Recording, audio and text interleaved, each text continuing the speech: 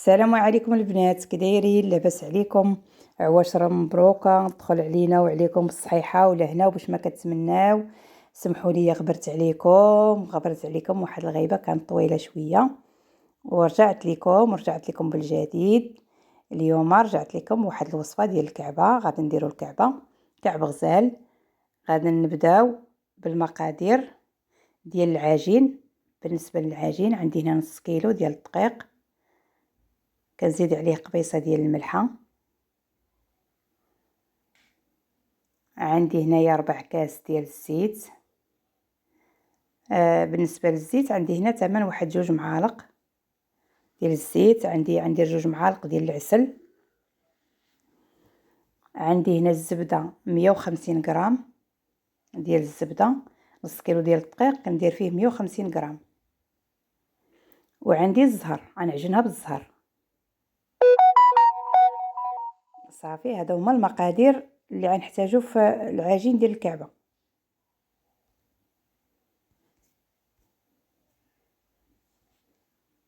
بالنسبه للدقيق، الدقيق خصو يكون نوعيه جيده، تكون نوعيه مزيانه، الدقيق ديال الحلويات. كندير هاد 150 غرام ديال الزبده.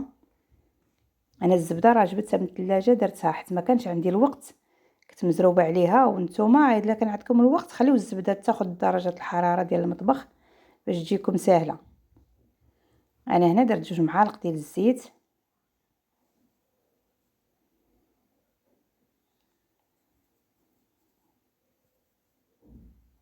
غندير 2 معالق ديال العسل. بالنسبه للعسل اللي كيبغي الكعبه تجيه محمره شويه، انا هاد الكعبه راه بغيتها تجيني اللون ديالها مذهب، ما بغيتهاش تجيني بيضاء. اللي كيبغي اللون ديال الكعبه محمره شويه يدير العسل، حيت العسل كيعطي داك اللون مذهب كيحمر الكعبه. واللي كيبغي الكعبه بيضاء يكتفي بالسكر كلاصي.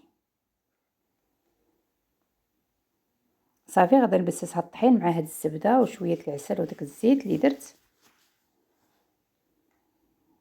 غادي نبسس هاد الطحين كامل بهاد الزبده. انا الزبده عندي هنا راه باقا قاصحه شويه.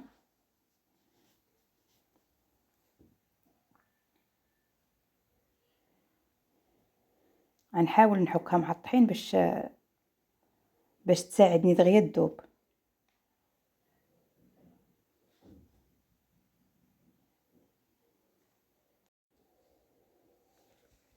غنحاولوا هكا نبسوها شويه بشويه.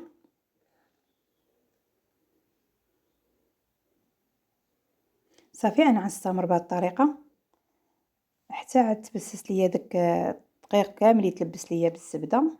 كما كتلاحظوا معايا انا هنا راه بسست داك الطحين كامل.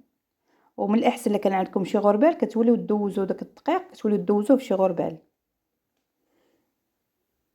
هنا عندنا نعجنها. درت الكاس الاول ديال الزهر.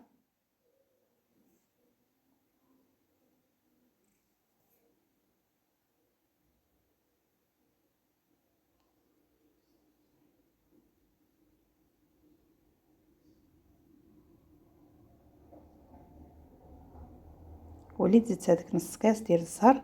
صافي، هذاك نص كاس راه قدني.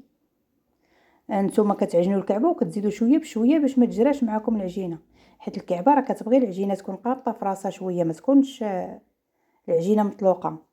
حيت الا مشينا تدرنا العجينه مطلوقه راه كتعذبنا فاش كنكونوا كنطلقوها، كتبقى تلصق لينا وكنتعذبوا معاها. كما كيبان لكم العجينه عندي هنا انا راه قاصحه. غنخليها بحال هكا انا العجينه، حيت راه مازال من نديروها في البلاستيك ونخليوها تطلق راه كتزيد تطلق شويه. العجينه ديال الكعبه انا هنا راه ما دلكتها ما والو، عي حاولت نجمعها ما يبقاش باين داك الطحين. صافي، انا هنا هاد الكعبه راه كتمزروبه بها بزاف. عجنت العجينه في الصباح وهكا في نص النهار الاخر ديال العشيه خدمتها. كما كيبان لكم كنلقى العجينه مطلوقه وكنلقاها زوينه رطبه. دابا غنقطعها طريفات، غنقطعها على القياس اللي غادا نطلق.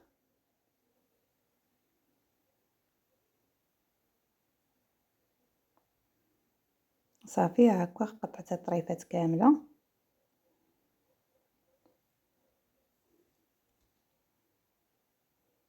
كنحاولوا نشكلوها حرابل على هذا الشكل.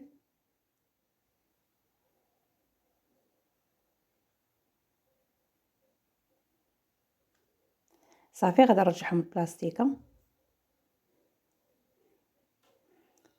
كنديروها في البلاستيكه وكنبقى نجبدو عاد الطريف اللي غنخدمو به هو اللي كنجبدو باش ما تنشفش معنا العجينه.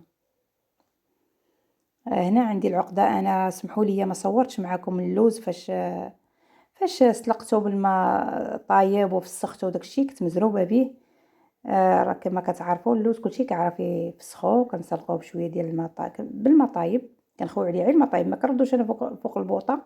كنغسلو في الاول من ديك الغبره ديالو، كتكون الغبره ديالو حمراء وداكشي كنغسلو في الاول مزيان، كنشلو عاد تنخوي عليه، كنديرو فشي كاسرونه وكنخوي عليه الماء طايب، كنخليه واحد 3 دقائق ولا 4 على حسب ملي كنشوفو كيبدا يتقشر. صافي كنصفيه من داك الماء وكنديرو في البلاستيكه، كنبقى ناخذ منه وكنفسخ. انا هنا كنت مزروبه به، راه ما خليتوش بات اللوز نشف وداكشي، درتو غير في طاوه وحطيته قبال الشمس شويه واحد الساعتين ونشف ليا. صافي وصيفطته يتطحن. انا هنا راه طحنته في الزنقه، عاد مول الحلوى اللي كيطحن داكشي ديال عنده الماكينه كيطحن بها العقده ديال اللوز، ديتها طحنها ليا. صافي هنا كما كتلاحظوا معايا جبتها كانت ناشفه كيف ما شفتوا معايا في الاول. كنديروا لها الزبده على حسب اللوز، واش عندنا ميدم ولا عندنا ناشف. الا كان عندنا ناشف راه كنزيدوه الزبده، كان ميدم راه كنديروا غير شويه الزبده، ثمن واحد المعلقه ولا معلقه ونص ديال الزبده صافي كافيه. صافي وحنا كنعجنوا وحنا كندلكوها وكنزيدوا الماء الزهر حتى كنحصلوا على عقده متماسكه ورطبه. العقده حاولوا ما تجريوهاش، ما تبقاوش تخويو الماء الزهر راه كتجرى غتخسر ليكم. انا هنا عندي كنحس بها راه مازال قاصحه شويه، راه زدتها الماء الزهر. هو تنبقاو على هذا الشكل هذا كندلكوها مزيان. انا العقده هنا عندي حسيت بها طلقه الزيت، غنبقى ندلكها حتى هذاك الزيت كتولي تشربو، ما كتبقاش طالقه الزيت. ملي تشوفوا العقده ديال اللوز طلقت لكم الزيت اعطيوها الدليك مزيان وشويه الماء الزهر، تبقى ترشوها رشيشه رشيشه بالماء الزهر صافي حتى كتجمع لكم وما كتبقاش فيها داك الزيت خارج منها. دابا هنا عندي العقده راه تماسكت ليا ولات زوينه كما كتلاحظوا، ولات رطبه وما بقاتش خارج من هذاك الزيت ديالها. وملي كنديروها كحرابل ما كتجيش ممشكه، كتكون رطبه. هذيك هي العقده عرفيها راه ناجحه. صافي انا هنا شكلتها حرابل.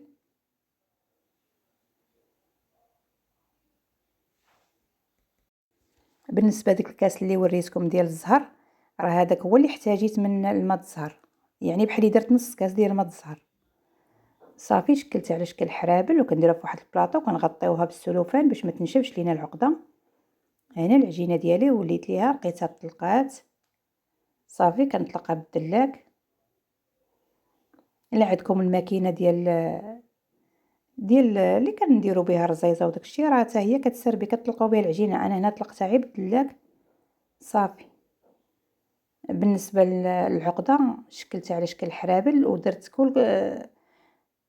كل كعبه درت فيها 18 غرام ديال العقده، 18 حتى ل 19 غرام. صافي انا هذا هو القياس اللي كندير كما كتلاحظوا، كندير على هذا الشكل هذا.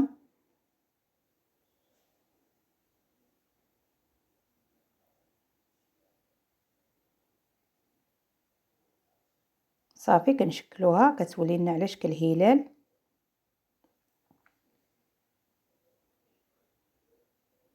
كنحاولوا نقادوها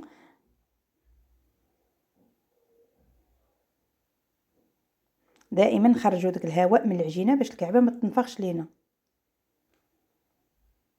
كنشدوها من القنيتات من التحت وكنطلعوا الفوق باش تجينا الكعبه ديالنا مقوسه. صافي تنقطعوا بالجرار. بالنسبه للتقطيع ديال الجرار كنحاولوا نبعدوا شويه من الكعبه، عاد نقطعوا، ما نقطعوش على الحاشيه ديال الكعبه لا. صافي غنولي نعاود معكم واحده اخرى. كما كتلاحظوا العجينه ديالي راه باقا قابطه في راسها، واخا كندير لها شويه الدقيق ما تنقويش ليها. حاولوا الكعبه ما تقويوش ليها الدقيق في العجينه راه كتقصاح. كنطلقوا العجينه ديالنا حتى كتولي شفافه. انا حتى عندي الطابله بيضاء عليها راه ما كتبان لكمش باللي راها رقيقه. كنكريوها هكا بداك الصبيع ديالنا الصغير باش كتشكل لينا على شكل هلال. صافي كنحاولوا نخرجوا داك الهواء كامل باش ما تنفخش لينا.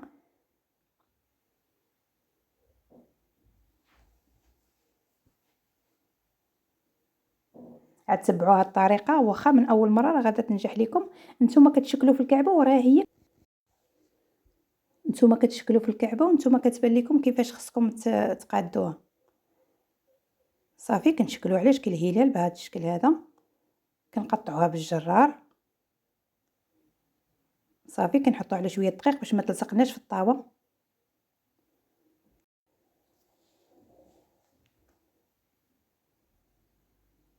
صافي هذه هي الكعبه ديالنا كتجي على هذا الشكل هذه. صافي الكعبه ديالي هنا راه ساليته ستفتها في الطاوه. صافي دابا انا حيت كنت مزروبه عليها غادي نحطها غير في السرجم تنشف ليا شويه وغنطيبها. انا هنا راه غنطيبها من نهارها حيت ما كانش عندي الوقت تبات، وهي الكعبه راه من الاحسن خصها تبات باش يعني كتنشف لينا وما كتنفخش. هذاك العجينه ما كتنفخش لينا على العقده. ولكن انا هنا كنت مزروبه صافي حطيتها في السرجم شويه نشفات واحد ساعه ونص ولا ساعتين. صافي هنايا راه جبدتها كندهنها حتى كتنشف مزيان. كندهنها بشويه الزبده ذوبتها. وبالنسبه للزبده انا راه نسيت ما قلت لكمش الزبده اللي درت في العقده ولا اللي درت في العجين ديال الكعبه. خاص الزبده تكون مزيانه، تكون الزبده الجيده ماشي الزبده ديال البواطه ولا شي زبده واحده اخرى. خاصها تكون الزبده المزيانه. انا راه نسيت ما قلتهاش لكم في البدايه ديال الفيديو. دابا ملي شفت كندهن الزبده وداكشي عاد تفكرت. ماشي دايرين الكعبه وخاسرين اللوز خاسرين داكشي كامل، وفي الاخير نديرو الزبده اللي هي ما زويناش. صافي كندوزوها كامله كندهنوها بالزبده. كناخذوا واحد البره بره هكا تكون نقيه كندوزوها في العافيه. كنعقموها كندوزوها في العافيه حتى كتولي حمراء. صافي وكتبرد رحني كنثقبوا بها ديك الكعبه ديالنا باش ما تنفخش. صافي هنا الكعبه ديالي انا راه دخلتها طابت. كتجي على هذا الشكل هذا كما كيبان لكم راه كتجي محمره وكتجي زوينه الصراحه. ديك العسل كيعطيها واحد اللون مذهب كتجي غزاله. فاش دخلتها للفران ضربت النص ديال الطياب خرجتها ودهنتها بالبيض ديال البيض. خديت البيض ديال البيضه درت معاه واحد المعلقه ديال السكر كلاصي وشويه الزهر خلطته مزيان ودهنتها. عاود دهنت الكعبه كامله وليت رجعتها للفران كملت الطياب ديالها باش هذاك البيض ديال البيض هو اللي كيعطيها هاد البريو كتجي لامعه كيعطيها اللون زوين. صافي هنا راه ساليتها. انا كنت مزروبه عليها ما درتهاش في شي طبسيل وصورتها ولا. انا صافي هنا راه جمعتها وصيفطتها لمولاتها. كما كتلاحظوا راها كتجي محمره من الفوق ومن التحت. كتجي غزاله وكتجي رطبه كما كتلاحظوا معايا. واخا انا ما خليتهاش باتت راه ما تنفخت ما والو. تبعوا الطريقه اللي وريتكم راه كتجي زوينه. وانا متاكده الا جربتوها راه غادي تتبعوا هاد الطريقه ديالي. كما كتلاحظوا معايا كتجي فتيه وكتجي رطبه.